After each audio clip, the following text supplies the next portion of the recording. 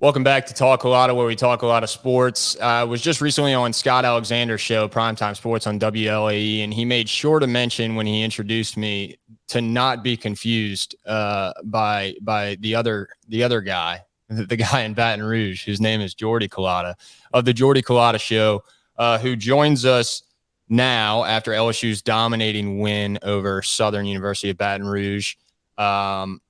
Records were broken.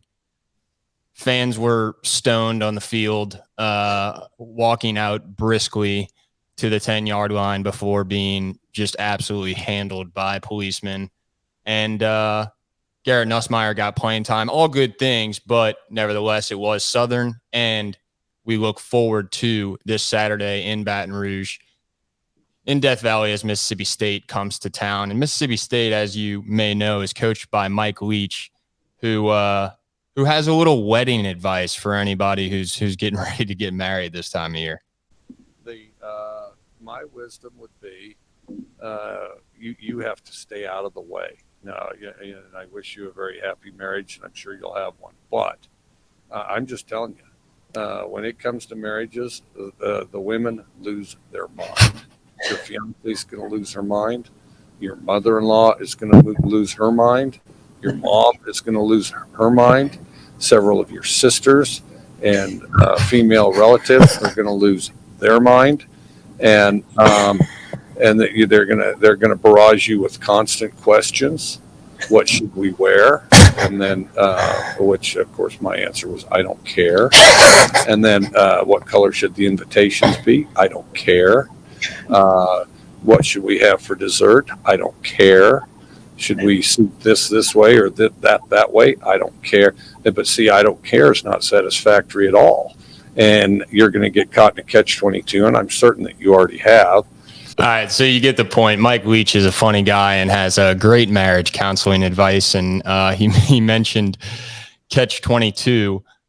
So let's focus on the 22 guys that will be on the field between LSU and Mississippi State.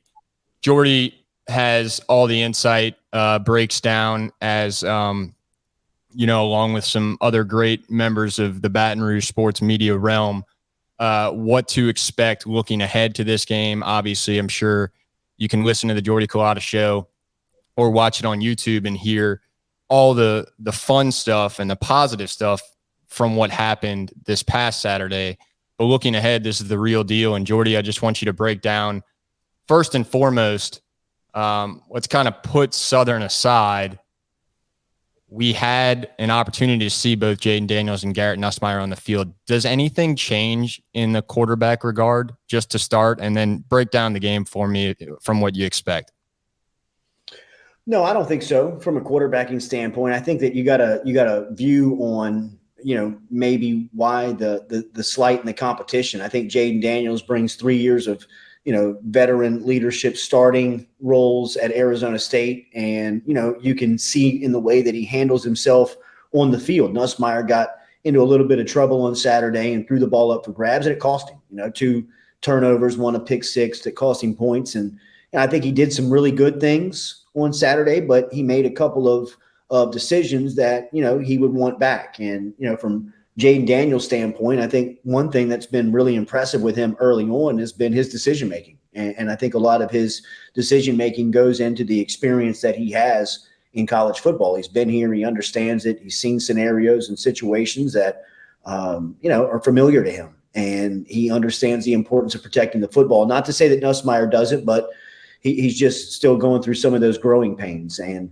I think that Jaden Daniels is the quarterback for LSU moving forward. I think that he's the one that can handle this offense, and he's proven that he's the better fit right now for the job. So I expect him to take the majority of the snaps, take all the snaps come Saturday. And I think that, LSU needed what happened to them on Saturday. They needed a boost of confidence. They needed to go out there and dominate somebody. It doesn't matter what classification they were from. They needed to, just go out there and make plays and, kind of get this thing headed in the right direction. Mississippi State's coming in here with some confidence on Saturday night. So, it sets up to be a good one for Brian Kelly in his opening SEC game in Tiger Stadium against Mike Leach. That you just, you played that sound bite, and he's known for those types of bites, but one thing's for sure, since he's been in the conference, his teams are well prepared, they're well coached, and they're going to execute. They're going to put pressure on LSU, and they're going to put pressure on LSU where they're weak, because that's what Mike Leach does. And,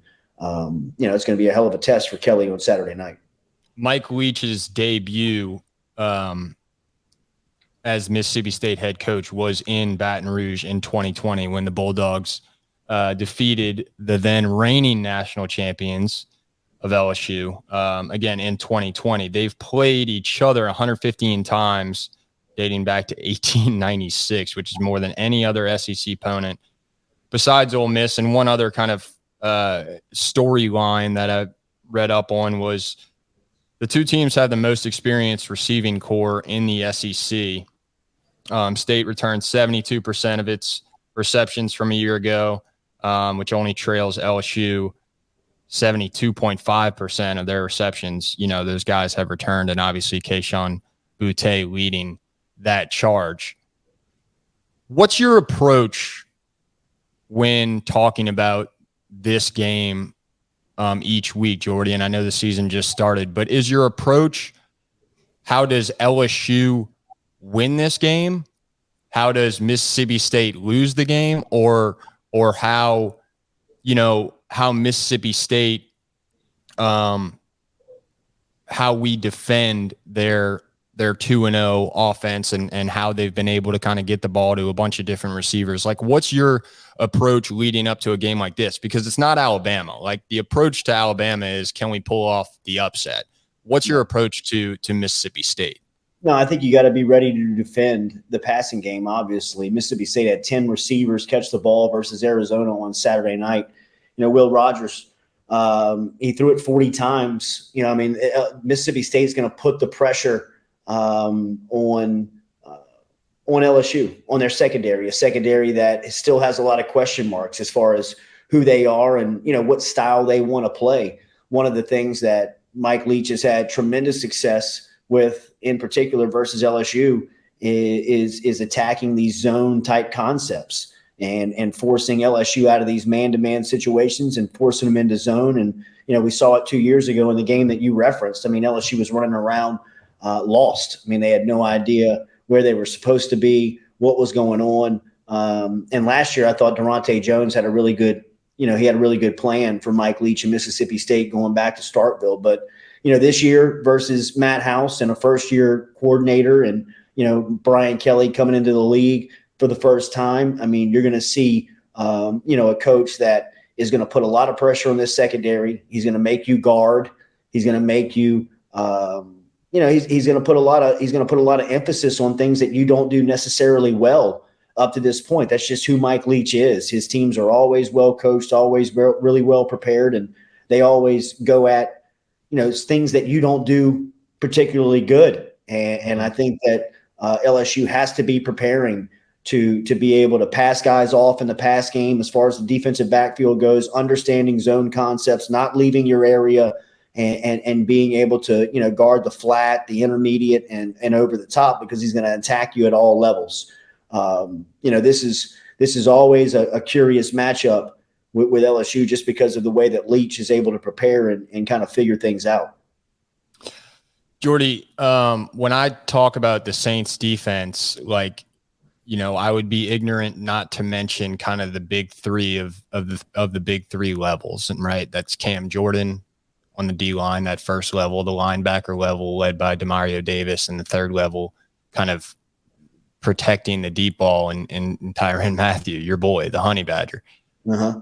Who are kind of your three guys on the LSU defense, whether they're the captain, whether they're the play caller, whether they're supposed to be the standout guy? Who right now do you expect in this game against Mississippi State and throughout the season that are going to be those big three names that are always getting the tackles, that are always making the second effort, that are always wrapping up and creating turnover opportunities? Well, I think up front, it's going to be B.J. Ojulari. He really had a nice start to the season. He had a banged-up foot last week that kept him out versus Southern, but he should be set to go on Saturday night versus Mississippi State. He's shown tremendous ability to get to the quarterback, and they're using him in a different role this year. He's been tremendous in a stand-up pressure guy his freshman and sophomore season, but here in the junior year, they've got him playing a little bit more in space, giving him more opportunity to guard. And he's really showing his versatility. I think he's playing himself into a potential top 10 draft pick come April's draft. So I think BJ Ojulari up front. I think at the linebacker spot, they're still waiting for some guys to come on. Micah Baskerville had a nice game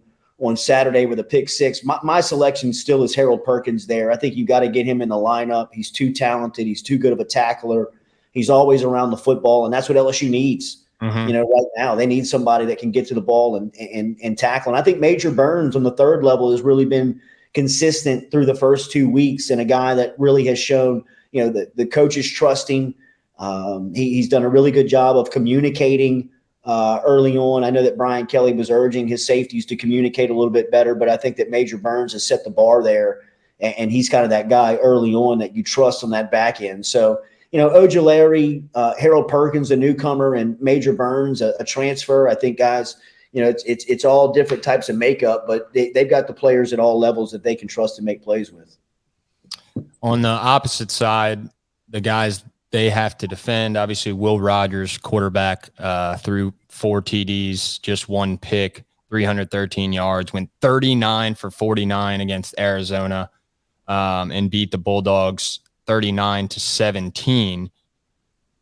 Obviously, when he's throwing 4 tutties and separating or distributing the ball to a bunch of different receivers, Ra Thomas, Caleb Ducking, Rufus Harvey, Dylan Johnson, and then you look at that stat of Dylan Johnson being a running back for Mississippi State, but not really getting a whole ton of carries, only 11 carries, 60 yards. And I understand they're playing Arizona. This was not an SEC caliber football game, but what's the guy or what's the 2 guys that we got to really stop? Because, I mean, again, like looking at the Saints versus the Falcons, like if you can stop Cordero Patterson and Kyle Pitts, you're going to win the football game.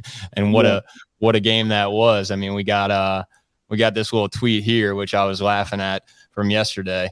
And I sent this to you, and this poor Falcons fan saying I may never watch football again, and comparing the 28-3 Super Bowl loss, saying that was the 27-26 comeback was worse than. I don't agree with that, because you gave up a 25-point lead, and it was for a damn ring, your first ring of all time. But Jordy Culotta with the quick, savvy comment, just you can't guard Mike. I love it. But again, who are those 2 or 3 guys that we have to stop in order to win this football game? Well, first off, Will Rogers. Rogers has had really good success versus LSU. He had a nice night, as we said, versus Arizona last week with 4 touchdowns. I think Dylan Johnson is a guy that they like to use in both the run game and the pass game. I think, in a Mike Leach offense, you really can't zone in and take one guy out, because that's the beautiful thing about his scheme, is that he spreads the ball around so much. As we mentioned, they had 10 guys, catch passes last week. He had multiple receivers score, 2 touchdowns. It's an offensive playground over at Mississippi State. Everybody comes to eat in Starkville. So, I think Dylan Johnson makes the most sense, just because he's versatile in both the run and the pass game. But I don't really think that there's one person that you can look at and say he's the guy that you got to shut down to have success versus Mississippi State. And if there was one, I would just put it on the signal caller. I would put it on, I would put it on the quarterback in Will Rogers and put a lot of effort in trying to defend him and take him out of it. Final question, just around the world of college football this past week. We had some crazy upsets. What really sticks out to you, besides the, Alabama almost ruining what could very well be a perfect season against Texas, just barely winning 20-19, but then Notre Dame losing and some of these other teams falling or finishing close games. I mean, as far as the SEC goes and just around outside the SEC, what really stands out from week 2? I would say Texas A&M. I think that Texas A&M being beat by Appalachian State 17-14 and not losing the game, it would be the way that they lost the game. I mean, the time of difference, the time of possession, they only had the ball for 18 minutes. They were only 2 of 8 on third downs. They didn't even have 100 yards of of either passing or rush offense. It's very alarming to have that amount of talent and those many questions that Texas A&M does. And for, Jimbo Fisher being a very offensive minded, reputable guy, to see the way that they struggle at key offensive positions, most notably quarterback, it's got to be very concerning to Texas A&M brass and people that are cutting those checks, because a lot of people are making a lot of money for A&M, and they got pushed around. Really. Jordy, can you break this down for me? I mean, they did get pushed around. Can you break this down for me before I let you go? Is it public information? Am I just not a good Googler to find out how much money a team pays to play a certain game, like when LSU pays Southern to play that game, or when A&M pays App State? Because somebody told me, and I'll have to check, like, was it $750K that A&M paid to Appalachian State, and then they leave with a loss to that team? I mean, that's nuts. Think about what happened in Lincoln, Nebraska. Nebraska gave Georgia Southern over $1 million to show up and beat them and fire their coach in the same night. So, I mean, Clay Helton and Georgia Southern went into Lincoln, Nebraska, and ended the life of Scott Frost professionally. And, from Texas A&M standpoint, yeah, you go pick up that check. That's a sweet plane ride home, man. When you got the check and the win en route, that had to be a rowdy plane ride over.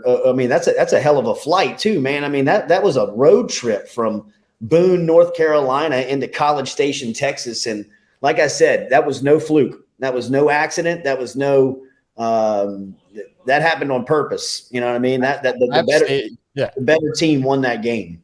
App State loves destroying. What was it? Michigan, Appalachian State, that crazy upset. Schedule them. Really, I don't know why. And really, the Sun Belt Conference alone, the weekend that they had is amazing. It really is.